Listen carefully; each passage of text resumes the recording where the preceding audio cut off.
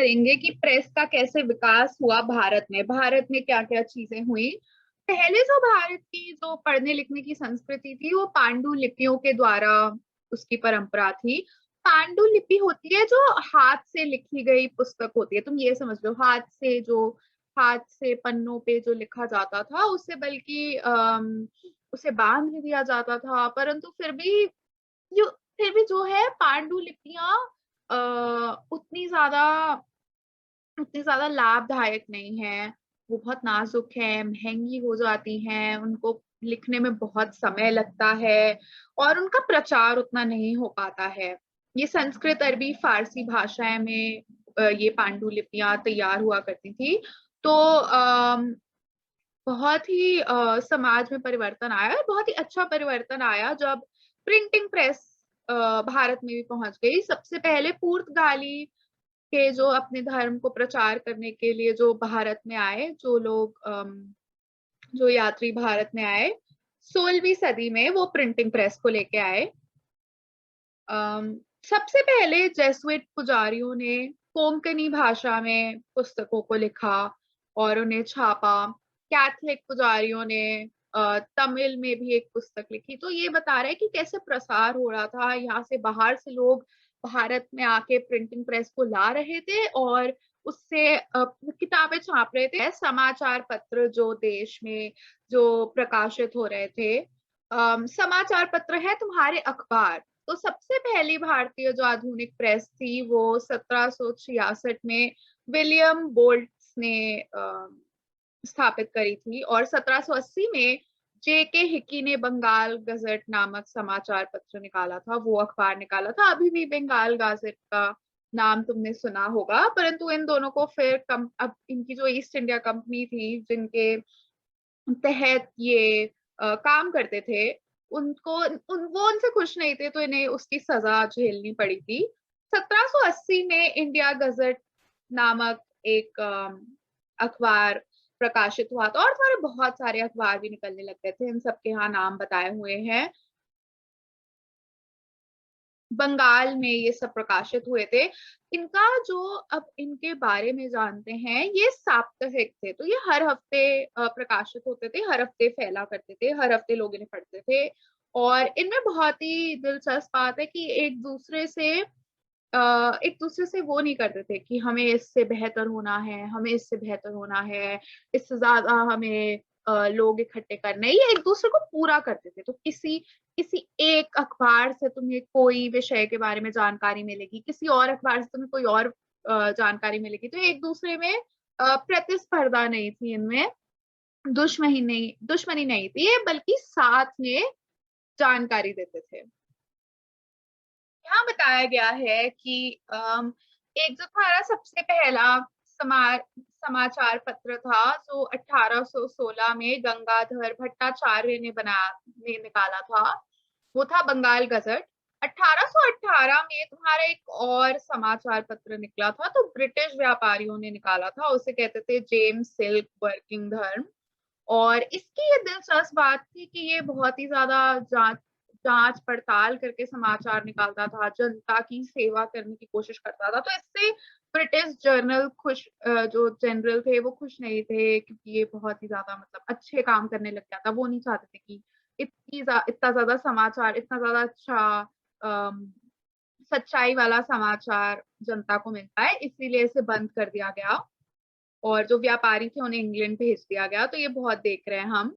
अब इस अनुच्छेद में यही बताया गया है कि कौन कौन से नए नए समाचार पत्र प्रकाशित हो रहे थे, और ये बहुत ही प्रगतिशाली भी थे, बहुत ही आगे वाली सोच को दिखाते थे। राष्ट्रीय प्रवृत्ति होती थी उनमें, राष्ट्र की सेवा करने के लिए वैसी सोच रखते थे। तो संवाद कौमुदी हो गया, मेरा तुल, ये सारे छपे। और इनके संस्थापक होते थे राम मोहन रॉय, जो अपना धार्मिक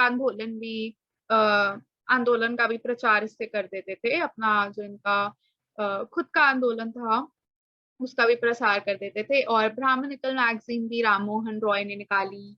फिर तुम्हारा आ गया दैनिक बम्बई, द्वारका नाथ टैगोर ने भी इसमें प्रयत्न किया। बंगदत्त, जामे जमशेद, गौफ्तार, अखबार सौदागर, ये सारे तुम्हारे समाचार पत्र छपने लग गए। अब इतनी आसानी से एक अच्छा परिवर्तन समाज में थोड़ी हो सकता था। जो अंग्रेज लोग थे, उन्हें ये चीजें अच्छी नहीं लगी कि इतनी सारी नई विचारधाराएं निकल रही हैं, इतने सारे नए समाचार पत्र निकल रहे हैं, तो वो उसको बंद करने का प्रयत्न करने लग गए। अब हम आगे बढ़ते हैं, प्रेस की जो विशेषताएं थी अलग अलग प्रकार की, उसके बारे में पढ़ते हैं। सबसे पहले यही बताया गया है कि पहले समाचार पत्रों का इतना ज्यादा महत्व नहीं होता था, क्योंकि ज्यादा लोग राजनीति में रुचि नहीं रखते थे। परंतु फिर भी जो तुम्हारा सामाजिक सुधार आंदोलन है, जो आंदोलन थे, उनके में थोड़े विचार प्रेस की वजह से जरूर ज्यादा ठोस बन रहे थे, और प्रेस बहुत ही ज्यादा दिलचस्प अलग अलग दिशाओं से अपने विचारों को रख रहा था। राजनीति पे, धर्म पर, इन सब बातों के बारे में चर्चा हो रही थी प्रेस में।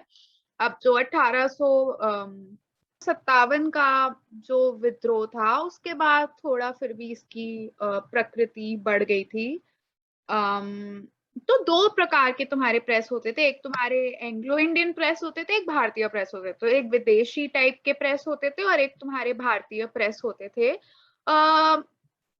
एंग्लो इंडियन प्रेस में बहुत ही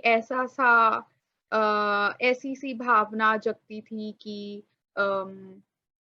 भारतीय नेताओं पे वो आरोप लगा रहे हैं, मतलब भारतीयों के प्रति अच्छी सुलभ भावनाएं नहीं उसमें, उनका उन भावनाओं का प्रसार नहीं होता था, बल्कि जो तुम्हारी सरकार थी, जो ब्रिटिश सरकार थी, उससे बहुत अच्छे संबंध थे एंग्लो इंडियन प्रेस के, जो मतलब कि काफी ज्यादा खुद ही समझ आ जाएगा कि क्यों ऐसा है। क्योंकि वो एंग्लो इंडियन प्रेस थी, तो सरकार से बहुत अच्छे संबंध थे। भारतीय प्रेस भी अलग अलग भाषाओं में प्रकाशित होता था, अंग्रेजी में भी होता था। यहाँ पे अलग अलग लोगों का नाम दिया है, जैसे कि राम मोहन रॉय, दादा भाई नारोजी, महात्मा गांधी, जिन्होंने भारतीय प्रेस को और ज्यादा शक्तिशाली बनाया। अब बाकी अखबारों के बारे में बताया, जो अगले अखबार भी अंग्रेजों द्वारा स्थापित किए गए थे और वो भी प्रकाशित हो रहे थे। टाइम्स ऑफ इंडिया 1861 में, स्टेट्समैन 1875 में, इंग्लिशमैन, मद्रास मेल, पायनियर, ये सब अखबार भी थे जिनके अलग अलग प्रकार की विचारधाराएं वो उनका प्रसार करते थे। अगला खाना है भारतीयों द्वारा प्रकाशित एवं संपादित पत्र। सो अब हम भारतीयों ने जो पत्र छापे उनके बारे में आते हैं, उनके बारे में जानते हैं। सबसे पहले यहाँ सोम प्रकाश के बारे में बताया गया है, जो एक समाचार पत्र ईश्वरनाथ विद्यासागर ने निकाला था, जो राष्ट्रवादी विचार रखता था और नीले किसानों के हितों में भी उसने बहुत समर्थन किया था, बहुत ज्यादा आवाज उठाई थी। इसी से थोड़ा डर के घबरा के एक वर्नाक्युलर प्रेस एक्ट इसी वजह से लागू हुआ था, जिससे थोड़ा इनकी मुक्ति पर, इनके प्रसार करने के ढंग पर थोड़ा बंधक लगाने की कोशिश करी गई। परंतु फिर भी समाचार पत्र प्रकाशित होते रहे, जैसे कि इंडियन मिरर, सुलभ समाचार, एक और प्रकाशन पत्र, एक और समाचार पत्र निकला। अलग अलग समाचार पत्रों के बारे में बताया हुआ है, जैसे कि अमृत बाजार पत्रिका, जिसका बहुत ही महत्वपूर्ण स्थान है। वर्नाक्युलर प्रेस एक्ट, जिससे वो बंद करना चाहते थे काफी सारे भारतीय भाषाओं में जो समाचार पत्र निकल रहे थे, उससे बचने के लिए अंग्रेजी में प्रकाशित होने लग गया। उसके अलावा बंगवासी शुरू हुआ, कलकत्ता से निकले हिंद बंगवासी, आर्यवर्त, उचित वक्ता, भारत मित्र। उत्तर प्रदेश से हिंदुस्तान का प्रकाशन हुआ। भारतेंदु हरीश चंद्र भी एक जरूरी इंसान है। बनारस से उनका कवि वचन सुधा, ये एक समाचार पत्र निकला। राष्ट्रवादी विचार रखता था, ये सारे राष्ट्रवादी विचार के थे। तो एक भारत जीवन भी निकला, हिंदुस्तान रिव्यू भी निकला। राष्ट्रीय आंदोलन, अब ये हो रहा था कि यहाँ की जो राजनीतिक स्थिति थी वो थी कि राष्ट्रीय आंदोलन बढ़ रहा था और फैलता जा रहा था, और कांग्रेस की भी स्थापना हो गई। तो उन भावनाओं को, राष्ट्रवाद की भावनाओं को भी ज्यादा ठोस बनाने के लिए मराठा केसरी, ऐसे जो समाचार पत्रों थे, उन्होंने प्रयोग उन्होंने उन्होंने समर्थन किया उन सबका, और उन्हें और ज्यादा फैलाया। इंदु प्रकाश, बॉम्बे कॉनिकल, ये सब भी प्रकाशित हुए। बंगाल में जुगांतर, बेंदे, वंदे मातरम, ये सब भी निकले। हिंदू निकला 1881 में, हिंदू अभी भी चल रहा है। तो ये जो समय था उसमें बहुत ही सारे समाचार पत्र प्रकाशित हो रहे थे। राष्ट्रवादी आंदोलन में भी समाचार पत्रों का बहुत ही ज्यादा समर्थन रहा और भावनाओं का प्रसार करने में, जैसे कि डा एनी बेसेंट थे, उन्होंने होम रूल का नारा बहुत ज्यादा चलाया अपने समाचार पत्रों से। महात्मा गांधी ने बहुत इसकी तरफ काम किया। यंग इंडिया हरिजन में वो बहुत ज्यादा पत्रकारी करा करते थे। उनकी सरल भाषा होती थी जो बहुत आम लोगों को समझ आ जाती थी। इसीलिए तुम देख लो कि इतने सारे अलग अलग ढंग के प्रकार के लोग सब उनके पीछे बंध के आए ताकि वो राष्ट्रवाद के आंदोलन में हिस्सा ले पाए। तो समाचार पत्रों से आर्थिक विकास, औद्योगिकरण, श्रम आंदोलन, ये सो अलग अलग आंदोलन थे, अलग अलग मुद्दे थे, इन पर भी आवाज उठाई, इन पे भी चर्चा हो पाई। अब हम आगे बढ़ते हैं। आगे भी यही सब बता रखा है कि कौन कौन से समाचार पत्र हैं और किस किसने किस समय पे किस साल में कौन कौन से छापे थे। तो ये सब बस याद कर लेना। मोतीलाल नेहरू ने इंडिपेंडेंस, शिव प्रसाद गुप्त समाजवादी, हाँ, इसमें हिंदुस्तान टाइम्स के बारे में बताया है, जिसके समाजवादी, साम्यवादी विचार होते थे। मराठी साप्ताहिक क्रांति वर्क्स एंड पीजेंस पार्टी होती थी ऑफ इंडिया की, जिसके भी विचारों का प्रसार ये और ज्यादा करता था Hindustan times. News news park, Congress, socialist, क्रमश, तो ये सारे साम्यवादी विचार थे, वो इस समाचार पत्र से और ज्यादा आगे फैल रहे थे। मार्क्सवादी जो सोच थी इनकी। इंडिपेंडेंस 1930 में एक और ये निकला समाचार पत्र। यहाँ पे और भी पत्रिकाओं के बारे में बताया हुआ है, उर्दू पत्रिकाओं के बारे में बताया हुआ है, जो अंग्रेजी राज के बहुत ही ज्यादा खिलाफ हुआ करती थी, तो इनके नाम बताए हैं, कब ये प्रकाशित हुई थी। राष्ट्रवाद, किसान मजदूर लोगों का बहुत समर्थन था इन सब में।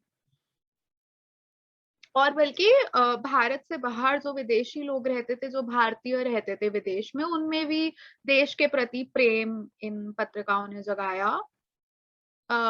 उर्दू प्रेस वही अंग्रेजी राज के खिलाफ बहुत ज्यादा अपने विचार प्रकट करा करती थी। सर सैयद अहमद खान भी था, एक राजनीतिक था जिसके विचार थोड़े अलग थे, थोड़े हटकर थे, राष्ट्रवाद से उतने ज्यादा नहीं मिलते थे, परंतु कभी भी उर्दू प्रेस ने उतनी ज्यादा अपनी अपना समर्थन नहीं दिखाया उसके विचारों के प्रकट।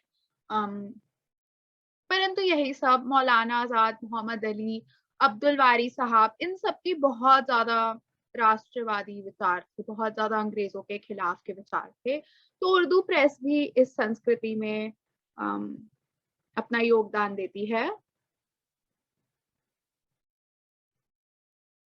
ये खाना भी अब काफी महत्वपूर्ण है कि प्रेस ने कैसे राष्ट्रीय आंदोलन में योगदान किया। तो बहुत ज्यादा योगदान किया हर तरह से, राजनीतिक, सामाजिक, आर्थिक, सांस्कृतिक, बहुत बहुत दिशाओं से प्रेस का योगदान रहा, प्रभाव पड़ा। सबसे बड़ी जो चीज करी कि जो अंग्रेजी लोग थे जो शोषण कर रहे थे, जो शोषण की नीतियां थी, जो शोषण के उनकी विशेषताएं थी, उनको तुम बाहर लोगों को दिखा सकते थे, उनको तुम लोगों को उनका पर्दाफाश कर सकते थे, उन्हें लोगों को खोल के दिखा सकते थे और फैला सकते थे उनकी बात, ताकि लोगों में वो वाला जागरण फैले, उन्हें उन चीजों का पता चले कि कितना शोषण हो रहा है अंग्रेजी सरकार के तहत।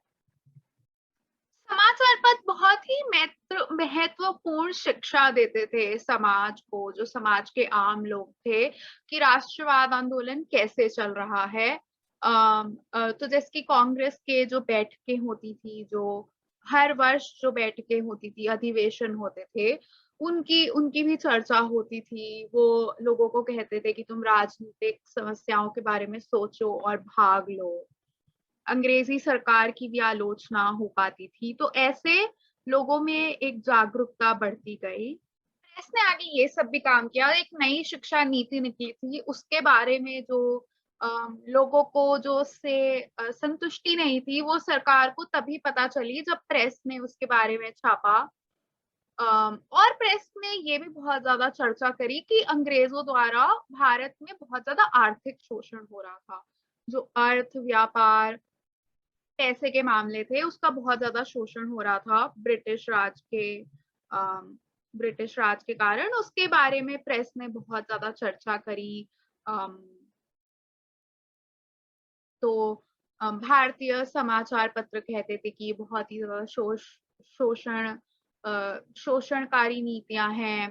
एंग्लो इंडियन प्रेस कहती थी कि अंग्रेजी राज ही इस आर्थिक दुर्घटना को संभाल सकता है। तो इस सब की बहुत चर्चा हुई और सामाजिक पत्रों में जो अम, ये जो ये जो समाचार पत्र थे उसमें समाज में जो रीति रिवाज थे, जो अंधविश्वास वगैरह जो फैला हुआ था, उसकी भी आलोचना हुई। तो एक सामाजिक तौर पर भी एक आलोचनात्मक उन्होंने अम, चर्चाएं निकाली।